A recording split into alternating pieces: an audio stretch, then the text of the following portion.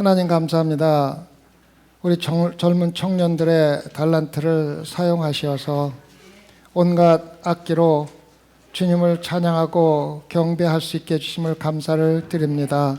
주님, 그들과 함께 해주셔서 그들의 영혼이 온전히 하나님께 향할 수 있도록 축복하여 주시옵소서. 그들이 하는 일이 하나님 보시기에 아름다운 젊은 청년들의 삶이 될 수 있도록 주님 축복하여 주시옵소서. 하나님 아버지, 이제는 하나님께서 저희들에게 주는 말씀을 전하는 시간입니다. 이 말씀 가운데 살아 역사하시는 성령님의 역사가 우리 안에 일어날 수 있게 도와주시옵고, 그 말씀이 우리 안에서 우리 삶으로 나타날 수 있도록 주님 축복하여 주시옵소서. 그리하여 오늘 모인 소망교회 성도들을 한 명도 빠짐없이 그리스도인이라 이름을 일컫게 부족함이 없는 합당한 삶을 사는 성도로 인도하여 주시옵소서. 감사하며 예수님 받들어 기도드렸사옵나이다. 아멘.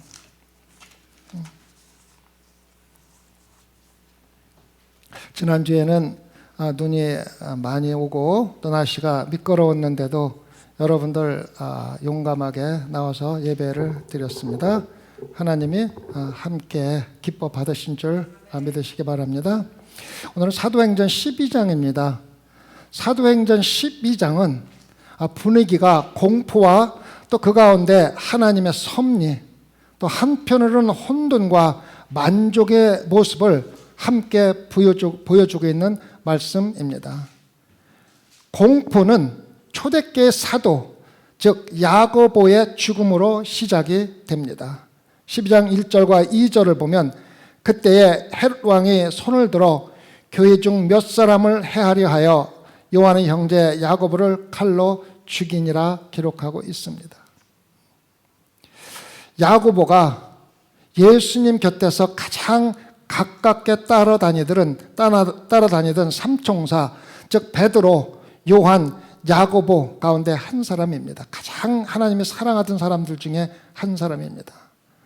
특히 요한은 야고보의 친형제이며 두 형제는 처음부터 예수 그를 따라다닐 때부터 떨어질 수가 없는 아주 가까운 형제의 관계였습니다. 이제 한 명이 칼로 죽임을 당한 것입니다. 야고보가 사도 가운데 첫 번째 순교자가 된 것입니다. 오늘 성경 말씀은 야고보의 재판과 순교에 대해서 단 한 줄로 자세히 기록하고 있지 않지만 다른 역사에는 자세히 기록되어 있는 부분이 있습니다. 2세기 초, 즉 150년경에 클레멘트 오브 알렉산드리아라는 사람이 야고보의 죽음에 대해서 다음과 같이 자세하게 기록하고 있습니다. 야고보를 재판 법정에서 사형장으로 호위하던 한 군인이 야고보의 재판과 로마 관리들 앞에서 예수 그리스도에 대한 야고보의 담대한 신앙 증언을 목격한 후에 깊은 감동을 받고 그도 예수 그리스도를 주님으로 고백했습니다. 그는 자신이 야고보에게 한 일을 회개하고 야고보의 발 아래 엎드려 자신이 그에게 한 일을 용서해 줄 것을 진심으로 간구했습니다. 야고보는 부드럽게 그를 일으켜 세우고 그에게 인사를 하고 내 아들이여 평강이 너에게 있으리라. 주님은 당신의 모든 죄를 용서해 주십니다라고 말했습니다. 그 결과로 이 군인도 야고보와 함께 사형장에서 사형을 당했습니다라고 기록이 되어 있습니다. 이와 같이 성경의 기록이 사실이라는 것을 증명해주는 역사의 기록은 얼마든지 많이 있습니다. 실제로 역사에서 예수 그리스도가 십자가에서 돌아가셨다는 기록이 성경 외에 가장 유명한 역사가들의 기록에 많이 기록이 되어 있습니다. 이제 예수 그리스도와 가장 가까운 세 사도 중 한 명인 야고보가 죽임을 당했다는 것은 교회의 비극적인 소식이며 공포 분위기를 나타내주고 있습니다. 이 순교로 시작해서 교회의 상황은 더욱 나빠지기 시작한 것입니다. 3절을 보면 유대인들이 이 일을 기뻐하는 것을 보고 베드로도 잡으려 할새 때는 무교절이라. 먼저 무교절에 대한 두 가지 중요한 사항을 말씀드리겠습니다. 첫 번째, 무교절은 여러분들이 잘 아시는 바와 같이 축제, 6월절 축제의 일부입니다. 이 축제 기간에 믿음이 충실한 유대 교인들은 그들의 집을 샅샅이 뒤져서 모든 누룩을 내어 버리는 기간입니다. 그 당시에 유대인들에게 누룩은 악과 불순종의 상징이었습니다. 유대인들은 집에서 악과 불순종의 상징인 누룩을 완전히 쓸어내는 기간이 무교절입니다. 그래서 상징적으로 유대인들은 그들의 집에서 죄와 악을 제거했다는 자부심을 가지고 신앙생활을 하던 사람들입니다. 하지만 문제는 그들은 그들의 죄가 그들의 마음속에 그대로 있게 허락하면서 외비적인 청소만 했다는 것입니다. 야고보의 죽음을 기뻐하는 유대인들이 베드로까지도 죽이를 원한다는 것은 그들 안에 악이 그대로 남아있다는 증거입니다. 유대인들은 외적인 죄와 악의 상징인 누룩을 집에서 제거하면서 내적으로는 비밀리에 죄를 도리어 환영하고 있었던 것입니다. 예수님은 이러한 위선자의 삶을 사는 유대인들을 겉에는 아름답게 장식되어 있지만 안에서는 시체가 썩고 있는 회칠한 무덤에 비유하신 것을 여러분은 기억하실 것입니다. 집안에 있는 누룩이 아니라 내 마음에 있는 죄를 먼저 제거해야 된다고 우리에게 가르쳐주고 있습니다. 두 번째, 무교절 기간에 베드로를 체포하는 것은 시간적으로 베드로에게 어떠한 영향을 주고 있는지 우리가 알아야 합니다. 요한복음에서 부활하신 예수님이 베드로에게 당신이 내가 늙었을 때에 순교자의 죽음을 맞이할 것을 미리 말씀하셨고, 이 말씀을 예수님께서 하신 지 지금 일어나고 있는 상황이 적어도 20년이 지난 후의 일이 되고 있는 것입니다. 또한 주님께서는 베드로가 자신을 따를 것이며 자신과 비슷한 방법으로 죽을 것을 미리 암시해 주셨습니다. 놀라운 사실은 지금 베드로가 처해 있는 상황이 예수 그리스도가 십자가에서 돌아가신 기간인 6월절 기간이며 같은 기간에 죽임을 당하게 되었다는 것을 우리가 깨달아야만 합니다. 지금 감옥에 갇혀 있는 베드로는 이러한 모든 예수 그리스도의 말씀을 마음에 새기고 있었고, 지금 이 순간이 세상에서 마지막 밤이라고 생각했을 것이 분명합니다. 주님의 말씀대로 주님과 같은 방법으로 죽임을 당할 것이라는 것을 생각하며 기다리고 있었을 것입니다.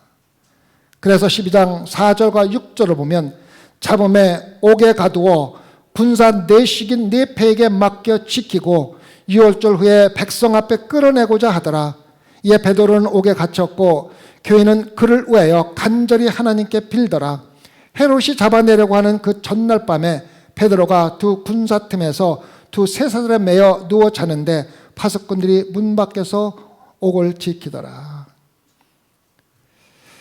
이 광경은, 지금 이 옥에서 베드로의 광경은 베드로의 사형이 대단히 임박했다는 것을 알려주고 있습니다.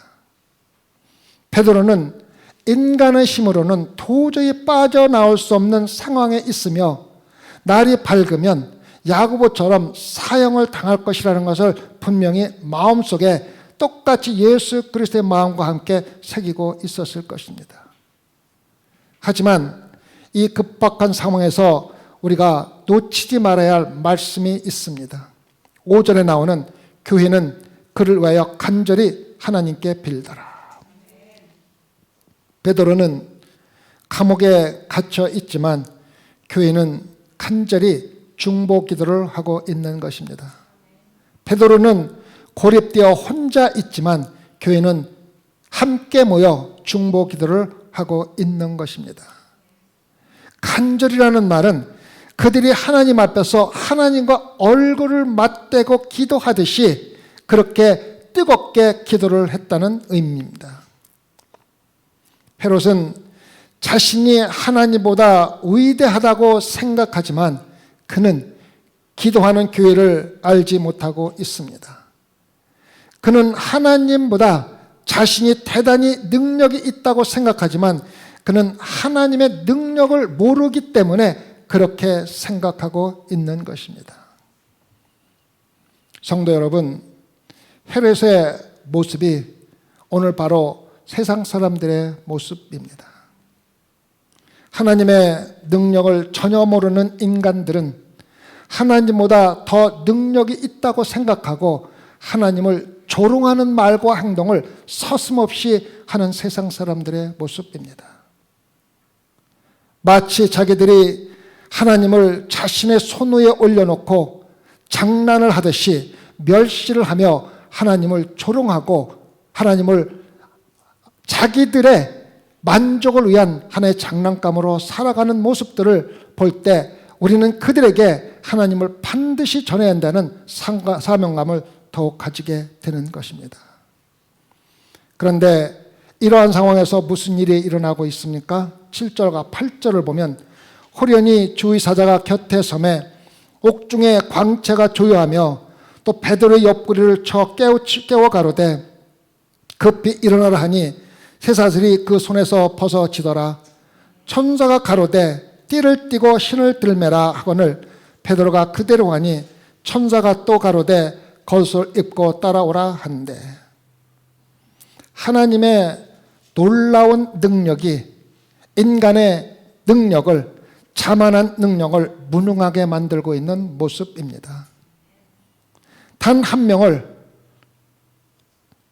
보호하기 위해서 군사 내식인 네 배에게 맡겨 지키게 하였지만 하나님의 능력 앞에서는 아무런 효과가 없다는 것을 우리에게 알려주고 있습니다. 놀랍게도 8절 전체가 베드로가 옷 입는 것에 대하여 기록을 하고 있습니다. 천사가 순서대로 옷 입는 것을 인도하고 있는 것입니다. 왜 그랬을까요? 왜 그랬을까요? 그 이유는 하나님이 기적을 행하시지만 사람이 할 수가 있는 일은 절대로 하시지 않는다는 것입니다. 생각해 보시기 바랍니다. 왜 베드로에게 말씀 한마디면 도리어 말씀 없이도 자동으로 옷을 입힐 수 있는 능력이 있지 않습니까? 쇠사슬을 풀어줄 능력이 있으신 하나님이 베드로에게 자동으로 옷을 입을 능력이 없어서 그렇게 했을까요? 왜 그렇게 하지 않았습니까? 왜냐하면 베드로는 스스로 옷을 입을 능력이 있기 때문입니다. 베드로는 쇠사슬을 풀 능력은 없었지만, 그래서 꼭 하나님이 하실 수밖에 없었지만 베드로는 자신의 옷을 입고 자신의 신을 신을 수 있는 능력이 있었던 것입니다. 하나님께서 기적을 행하시는 가운데도 인간이 할 수 있는 것들은 인간이 해야 된다는 것을 우리에게 분명히 보여주고 있는 것입니다.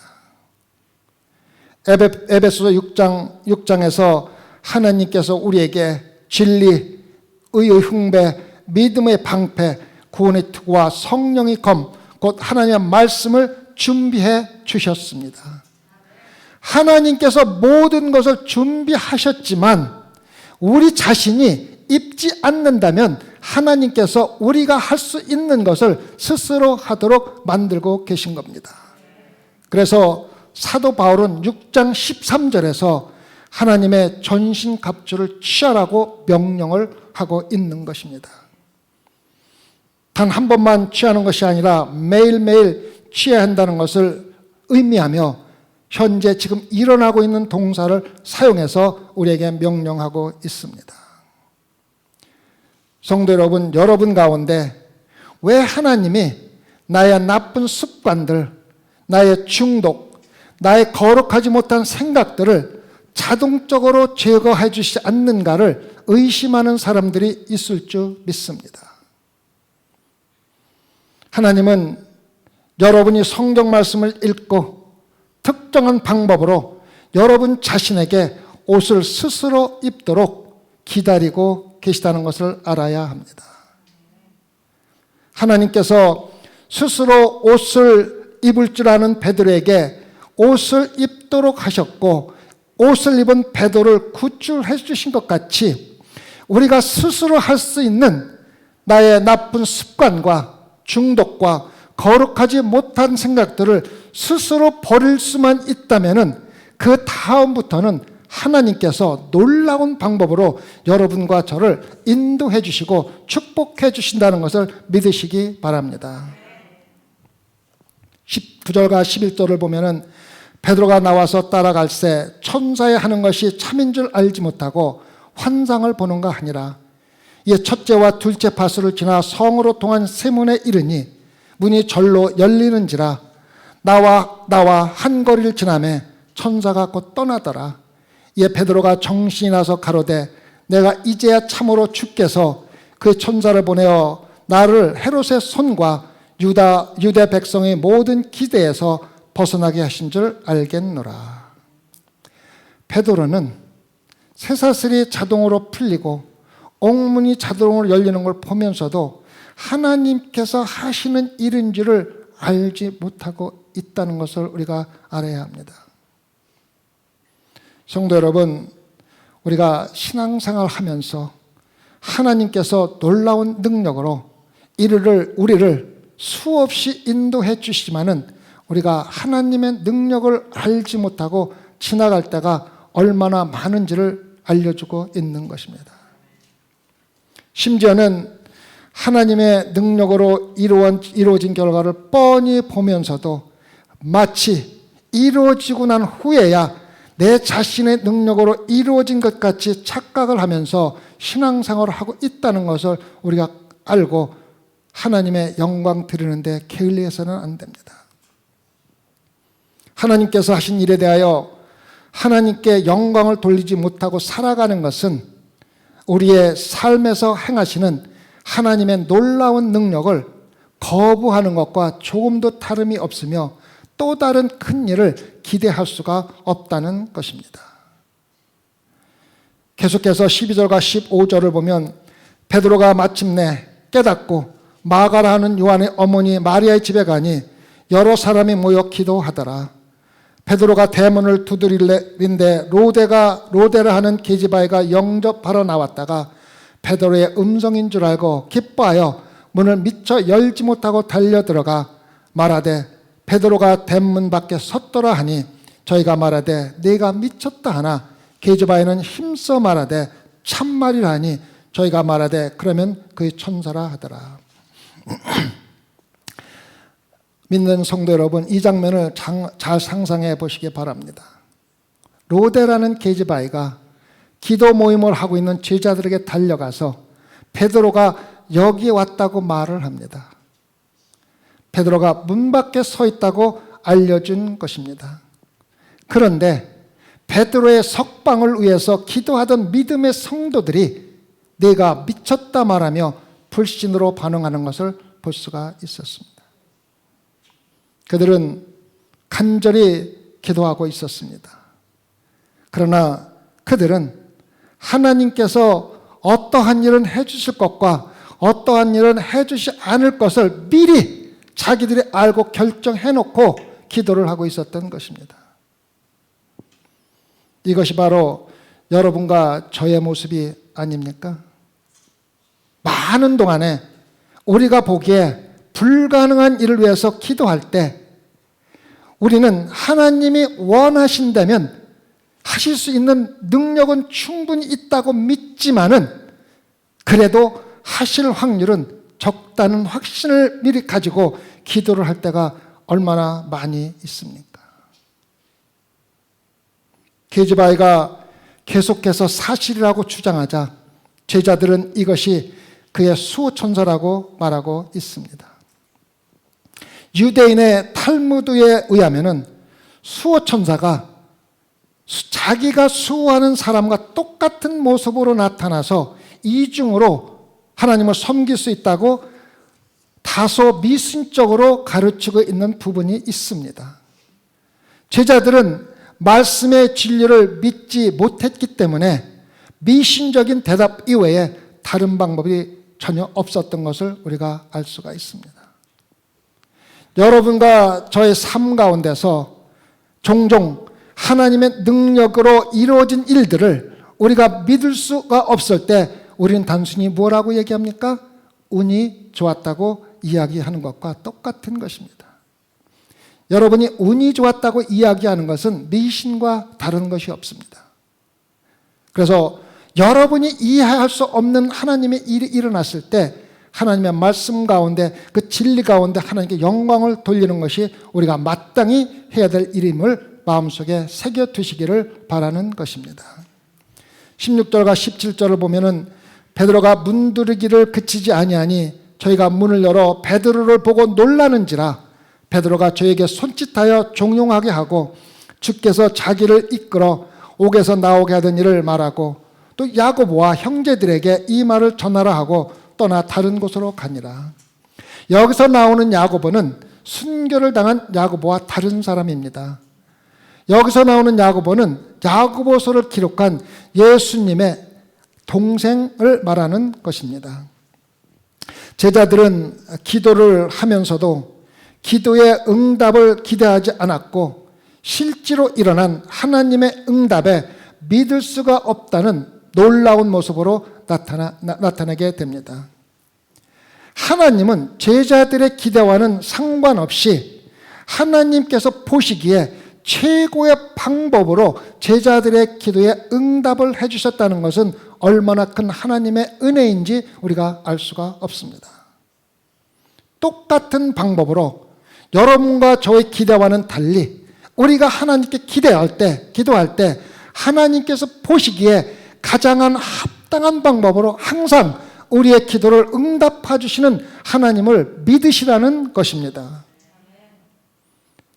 우리가 어떤 때는 믿음이 적게 기도할 때 있다 하더라도 그 기도도 하나님께서 들으시고 하나님께서 보기에 가장 합당한 방법으로 항상 응답해 주시는 하나님의 은혜에 감사하지 않을 수가 없는 것입니다. 오늘의 말씀은 우리에게 몇 가지 배울 교훈을 나타내 주고 있습니다.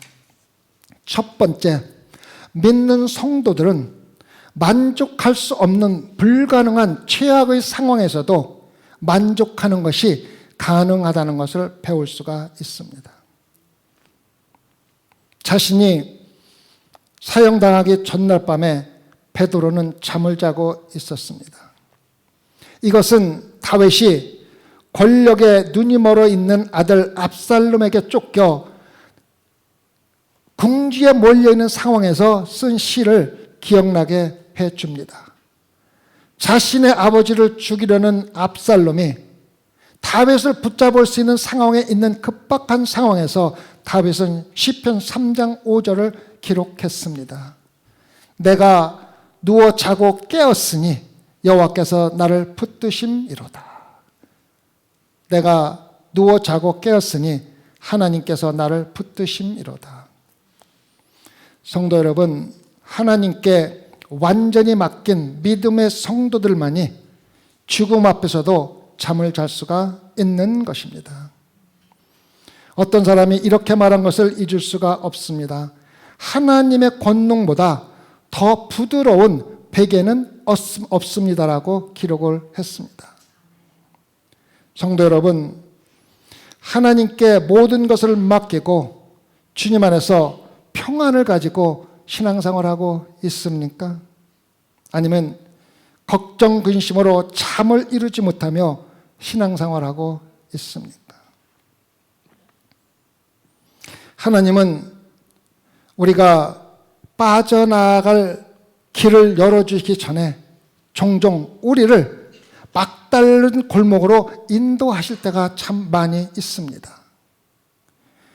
하나님은 우리가 할 수 있다고 생각하는 모든 것이 바닥났다는 것을 우리가 깨닫고 알기를 원하신다는 것을 우리가 알아야만 합니다.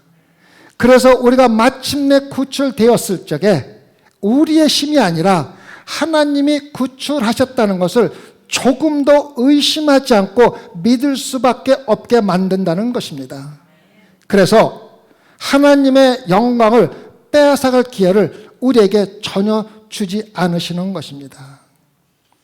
그래서 성도 여러분, 여러분의 삶 가운데 지금 최악의 상황에 있다고 생각할 때에 절망보다는 도리어 마침내 이제 하나님의 능력이 도움이 올 때가 되었다는 소망을 가지고 기쁨과 즐거움 가운데서 하나님의 능력이 오는 시간을 기다리라는 것입니다. 문제가 일단 하나님의 손에 넘겨졌을 때는 여러분과 저는 우리 자신을 위해서 아무것도 할 수 없다는 것을 느끼고 평안한 잠을 잘 수가 있는 것입니다. 주님께 완전히 맡길 때 주님이 주시는 평안을 느낄 수가 있다는 것입니다. 우리가 잠자고 있는 동안에도 하나님께서는 끊임없이 우리를 보호하시며 합당한 하나님의 시간에 합당한 방법으로 우리를 구원해 주실 것입니다. 두 번째, 하나님의 뜻에 집중하는 기도의 응답은 다시 말씀드리겠습니다. 그냥 기도가 아니라 하나님의 뜻에 집중하는 기도의 응답은 기도하는 사람들의 믿음에 전적으로 의지하지 않고 하나님의 뜻에 따라서 가장 합당한 방법으로 응답해 주신다는 것입니다. 저는 이 말씀이 저에게 대단히 위로가 됩니다. 어떤 때는 저 자신도 온전히 맡기지 못한 마음으로 기도할 때도 하나님은 그 기도를 받아주시고 가장 합당한 방법으로 응답해 주신다는 것이 얼마나 큰 하나님의 은혜입니까? 지금 제자들이 당했는 상황을 여러분이 상상해 보면 우리가 이해할 수가 있습니다. 야고보는 순교를 당했습니다. 베드로는 감옥에 갇혀서 빠져나올 수 있는 방법이 전혀 없습니다. 그리스도인들을 잡아 죽이는 헤롯이 모든 권좌를 가지고 왕좌에 앉아 있습니다. 이러한 상황을 볼 때 베드로가 빠져나와서 구출될 거라는 가능성은 전혀 없고 분명히 내일 아침에 베드로의 장례식을 치러야 할 것을 사도들은 알고 있었다는 것입니다. 이러한 불가능한 일이 있고 있는 상황을 볼 때 제자들은 좋은 결과를 기대하는 것보다는 슬픈 결과가 일어날 것이라는 확신을 가지고 기도했다는 것입니다. 성도 여러분, 우리도 이러한 상황에 있는 자신을 발견할 때가 종종 있지 않습니까? 상황을 볼 때 슬픔과 절망이 있을 것 같으며 하나님이 꼭 그렇게 하실 것 같다는 생각을 가지고 기도할 때가 몇 번이나 있습니까? 지금 처한 환경이 최악이라는 이유로 우리가 최악의 결과를 기대하며 기도하기 때문에 하나님께서 허락하시는 최고의 기도 응답을 즐기지 못하면서 기도 생활을 하고 있는 우리의 모습을 들여다보시기 바랍니다. 그리고 이제부터라도 하나님께 모든 걸 맡기고 최악의 상황에서 최고의 것을 바라는 또 확신하는 기도를 드리시기를 부탁을 드리겠습니다. 세 번째, 항상 놀라움으로 가득 차 있는 하나님의 진리를 발견하는 것입니다. 하나님은 헤롯에게, 군인들에게, 베드로에게 이미 베드로가 순교할 것이라는 결론을 가지고 기도했던 믿는 제자들에게 놀라움으로 가득 채워 주시는 것입니다. 왜 하나님이 감옥에 있는 베드로를 그대로 꺼내서 제자들이 기도하고 있는 방에다 그대로 옮겨놓지 않았는지 한번 생각해 보시기 바랍니다. 만약에 그렇게 하셨다면 더욱 놀라운 기적이 아닙니까? 하지만 하나님은 작은 놀라움을 통하여 커다란 놀라움을 만드시는 분이십니다. 한 가지 기적으로 성도들만 놀라게 하는 대신에 쇠사슬이 벗어지고 문이 자동으로 열리고 군인들이 전혀 알지 못하는 일들을 통해서 하나님은 작은 기적들로 더 많은 사람들에게 놀라운 기적을 보여주셨다는 것입니다. 소망교회 성도 여러분, 하나님의 진리는 하나님께서 모든 것을 다스리고 계시다는 것을 분명히 보여주고 있습니다. 야고보가 순교를 당하고 교회는 육체적인 손실을 경험하고 있습니다. 그리스도를 미워하고 그리스도를 죽이는 헤롯이 왕좌에 앉아 있습니다. 여러분 생각에 이러한 상황에서도 하나님이 다스리고 있다고 믿습니까? 물론입니다. 하나님의 계획은 누구도 막을 수가 없습니다. 그의 뜻은 되돌릴 수도 없습니다. 하나님 외에 모든 것을 다스린 분은 아무도 없습니다. 헤롯이 모든 군사의 능력을 가지고 있지만 다스리지는 못하고 있는 것입니다. 기도 응답을 미리 결정하고 기도한 교회가 다스리는 것도 아닙니다. 밖에 나올 때까지 무슨 일이 일어나고지도 모르고 있었던 베드로가 다스리고 있지도 않습니다. 그래서 분명히 하나님이 시작을 하셨고 또 관리하시고 또 모든 것을 움직이시고 기름을 부으시고 모든 일의 각 단계를 조정하시고 삶의 모든 사건에 절대적인 권력을 가지고 운영하고 계신다는 것을 믿어야 한다는 것입니다.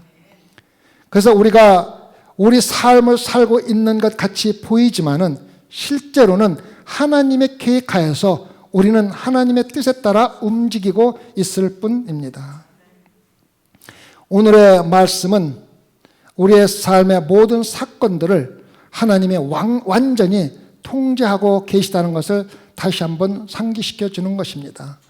실제로 24절을 보면 하나님의 말씀은 흥왕하여 더하더라.